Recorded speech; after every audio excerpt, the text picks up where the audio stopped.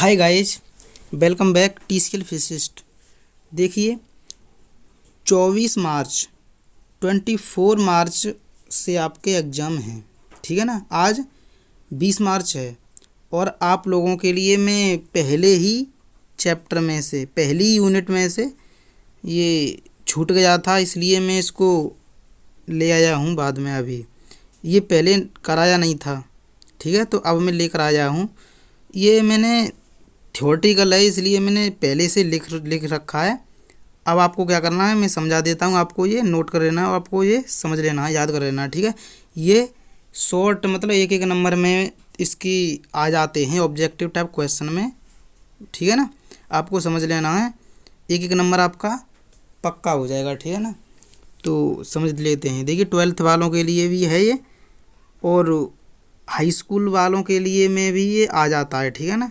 वैसे ज़्यादातर ये है तो 12th वालों के लिए, हाई स्कूल में भी ये आ जाता है, ठीक है ना। ये छोटे छोटे क्वेश्चन हैं, ये हाई स्कूल में भी आते हैं 12th में भी आते हैं, इसलिए आप लोग हाई स्कूल में हो तब भी देखिए, 12th में हो तब भी देखिए। 4 दिन रह गए, आई होप आप ये कंप्लीट करके एग्ज़ाम में तभी बैठना, ठीक है ना।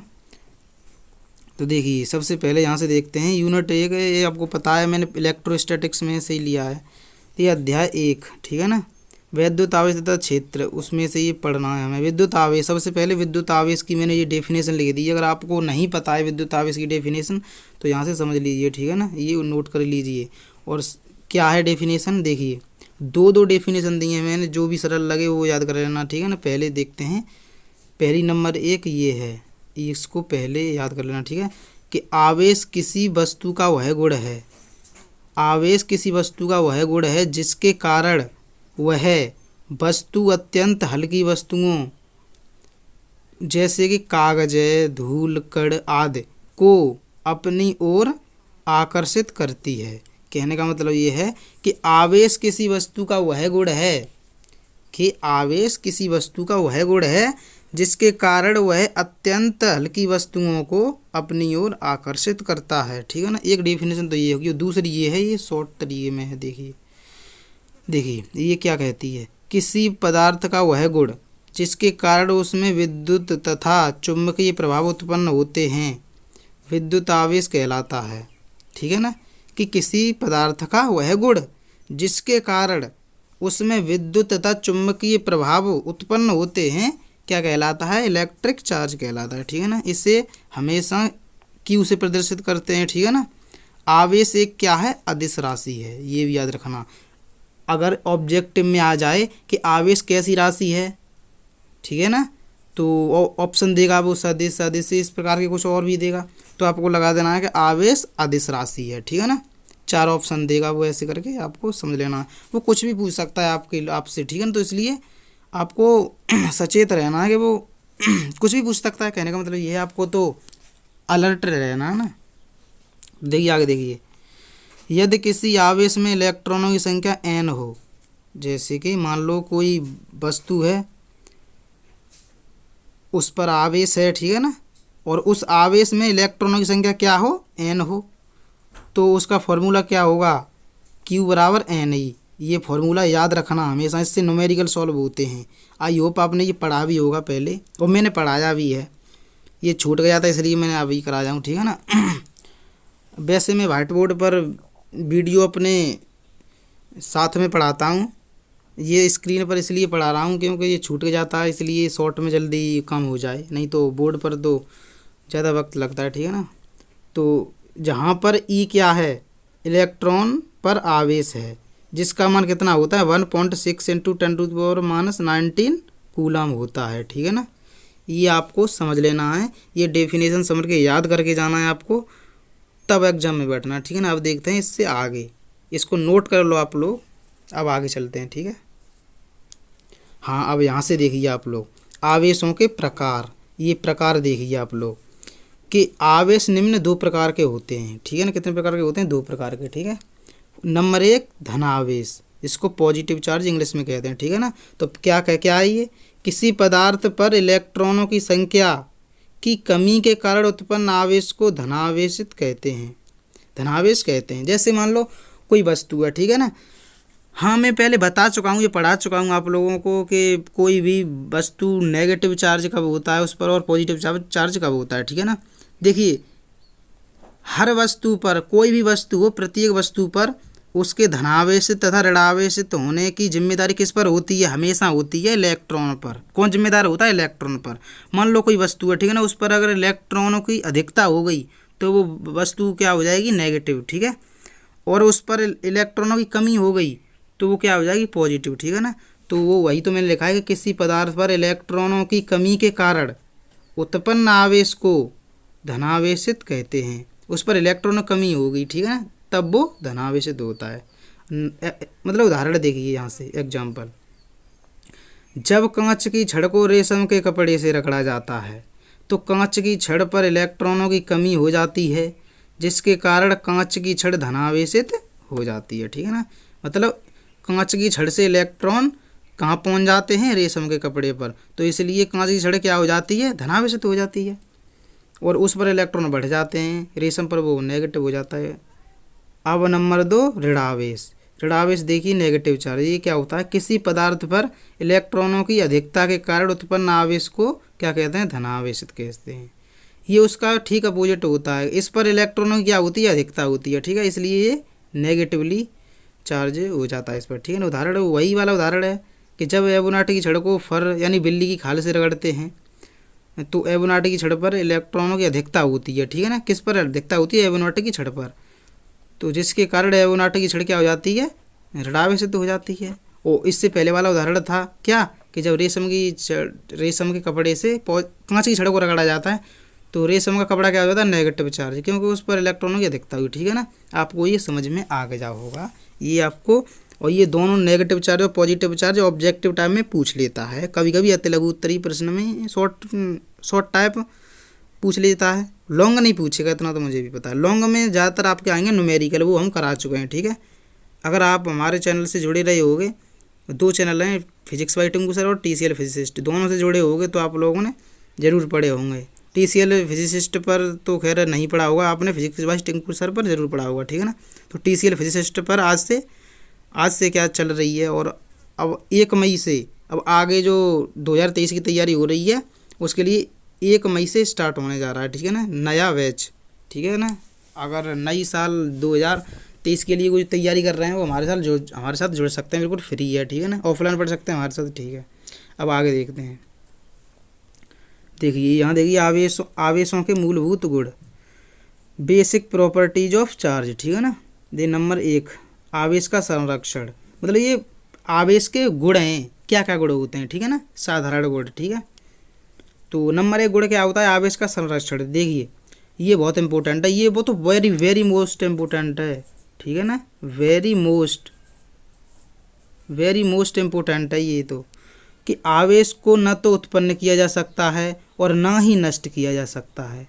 आवेश को केवल एक वस्तु से दूसरी वस्तु में स्थानांतरित किया जा सकता है, अर्थात किसी वस्तु का आवेश नियत रहता है। देखिए इस जो थ्योरी लिख रही है उसका मतलब समझिए, कोई वस्तु है और दूसरी वस्तु से जब रगड़ते हो आप लोग तो दोनों पर आवेश या तो जितना के एक वस्तु से निकलेगा आवेश उतना ही दूसरी वस्तु पर बढ़ जाएगा, दूसरी वस्तु पर घटेगा तो पहली वस्तु पर बढ़ जाएगा।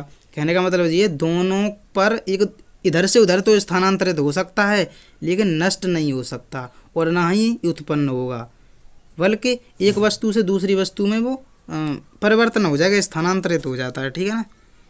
वो नष्ट नहीं होता, कितनी भी कोशिश करो नहीं उत्पन्न होता है, वो उतना ही रहता है, नियत रहता है, ठीक है ना। आपको समझ में आना चाहिए, ये थ्योरी आपको याद कर लेना, ठीक है ना। अब नंबर 2, आकर्षण तथा प्रतिकर्षण बल, ये समझना जरूरी है। देखिए आकर्षण बल कब लगता है ये आपको पता होना चाहिए कि सजातीय आवेश एक दूसरे को प्रतिकर्षण करते हैं तथा विजातीय आवेश एक दूसरे को आकर्षण करते हैं, ये आपको पता होना चाहिए। अगर एक ही प्रकृति के आवेश हैं, मान लो नेगेटिव और नेगेटिव के साथ में मुलाकात हो रही है तो हमेशा वो प्रतिकर्षित करेंगे, रिपल्स करेंगे, और अगर नेगेटिव और पॉजिटिव के साथ हो रही है मुलाकात तो हमेशा वो आकर्षण अट्रैक्शन होगा उनके अंदर, ठीक है ना।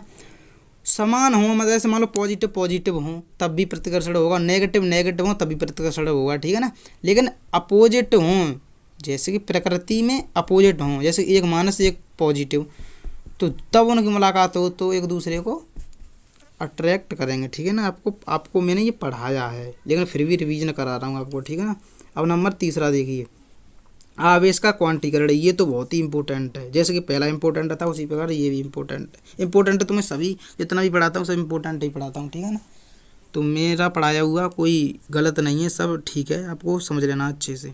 देखिए आवेश का क्वांटीकरण क्या कहता है। इस सिद्धांत के अनुसार किसी वस्तु पर उपस्थित आवेश एक इलेक्ट्रॉन के आवेश का पूर्ण गुणज होता है। कहने का तात्पर्य ये है कि किसी भी वस्तु पर जो आवेश होता है वो एक इलेक्ट्रॉन के, मतलब जो भी किसी वस्तु पर आवेश उपस्थित होता है वो एक इलेक्ट्रॉन के आवेश का पूर्ण गुणज होता है।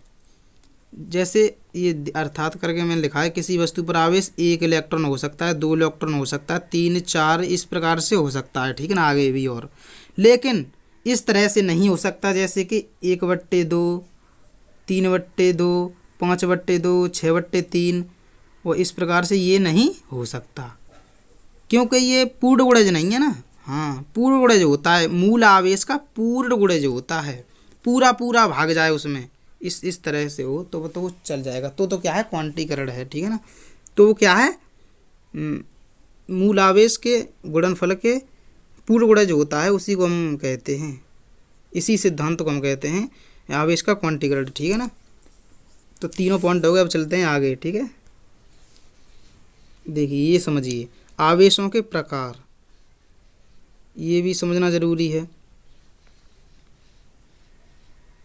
सॉरी, ये तो हमने अभी कराया दिया था ना, ये तो हमने करा दिया था, आवेश के प्रकार तो हमने करा दिए। अब ये देखते हैं, हाँ, मूल आवेश, मूल आवेश समझते हैं। देखिए मूल आवेश क्या होता है। हाँ, एक इलेक्ट्रॉन के आवेश का मूल आवेश कहते हैं।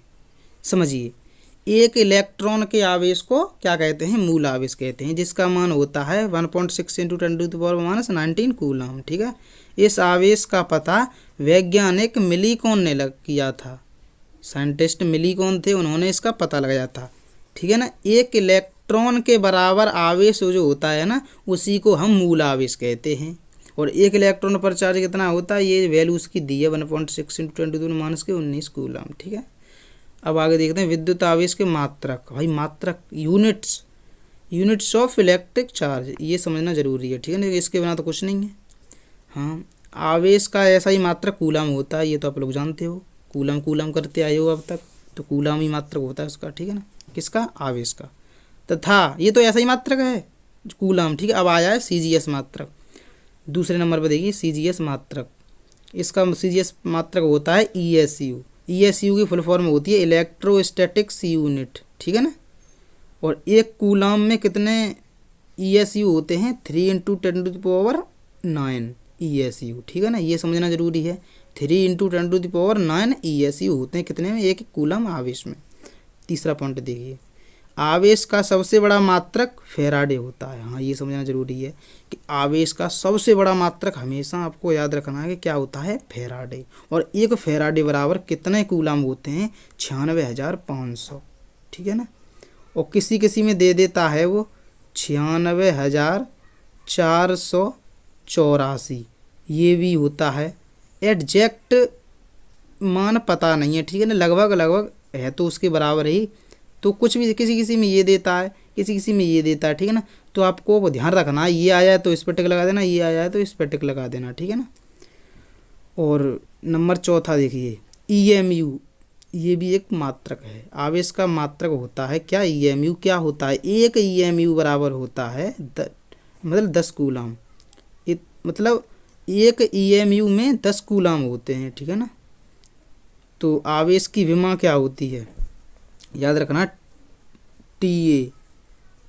ठीक है, ये विमा होती है आवेश की। ठीक है ना, तो आई होप आपको ये समझ में आया होगा, और हम आशा करते हैं कि जब भी आप एग्ज़ाम में बैठोगे 4 दिन बाद, तो इसमें से ज़रूर कुछ ना कुछ फंसेगा, मुझे पूरी उम्मीद है। ठीक है ना, तो वीडियो को लाइक कर दो, चैनल को सब्सक्राइब कर दो, शेयर करो अपने दोस्तों के साथ, एग्ज़ाम की तैयारी कर लो जल्दी जल्दी। ठीक है ना, हाँ।